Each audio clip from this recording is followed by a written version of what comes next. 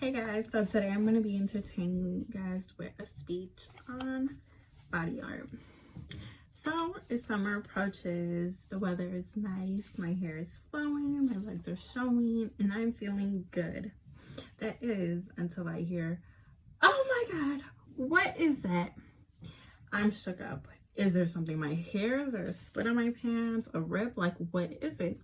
Are those tattoos? At this moment, I'm at ease. It's only my tattoos.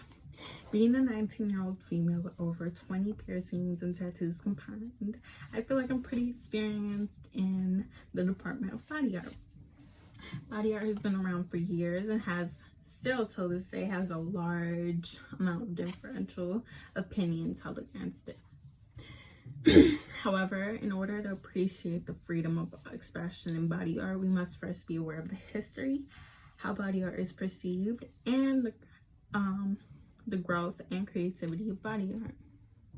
So let's first go into the history of body art.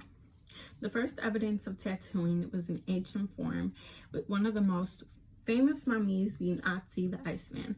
Otzi the Iceman had over 61 tattoos, and not to mention had 11 millimeter gauges in his ear, which is pretty big. The first evidence of human tattooing would be around 3700 BC or 3100 BC, using fireplace ash and what would be now the standardized ink. For years, engravings in the skin, also known as tattoos, have been used for religious reasons like ceremonies, worships, enslavement. People would mark criminals so they could be identified, and also it was a form of medicine and even forms of punishment.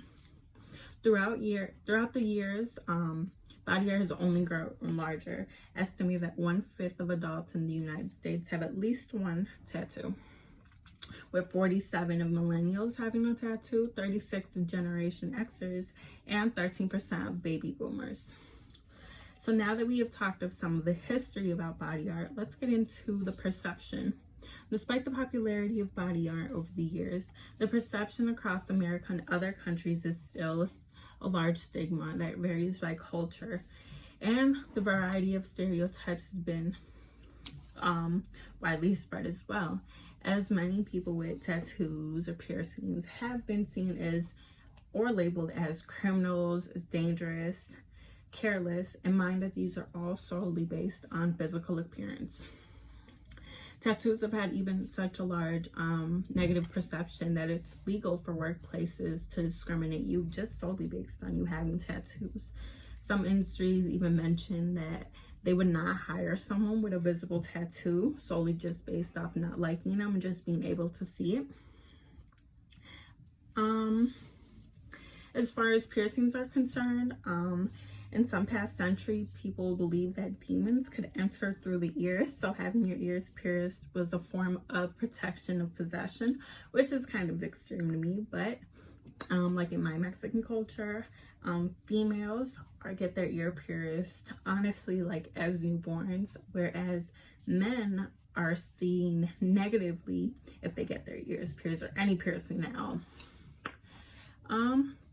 So now that we have talked about some of the perceptions of body art, we should get into how body art is a form of expression. Throughout the years, a large form of body arts have been discovered, whether it's piercings or through tattoos that you could practically put anywhere on your body. Although some people see body art as a form of rebellion or destruction, I myself, with many others, would be able to say that body art is a form of self-expression and that we could show off on our own body. Being able to share your beliefs, your likes, your attributes, and things that you love on your body as a canvas is one of the greatest forms of self-expression I have been able to receive. Not to mention that George C. Regler Jr. has over 1,000 Disney tattoos, including the 101 Dalmatians. Gregory Paul McLaurin's skin was 100% covered in tattoos, and Tom Leopard's skin was 99.9% covered in tattoos, and these were men that were around in the 1930s. However, being able to express yourself on your skin has been said to boost many self-esteem, including myself. So now that we have talked about how body art is a form of expression, basically today we found out a brief timeline of the history of body art, how it's been perceived around the world, and how it has grown over the years and is a form of self-expression.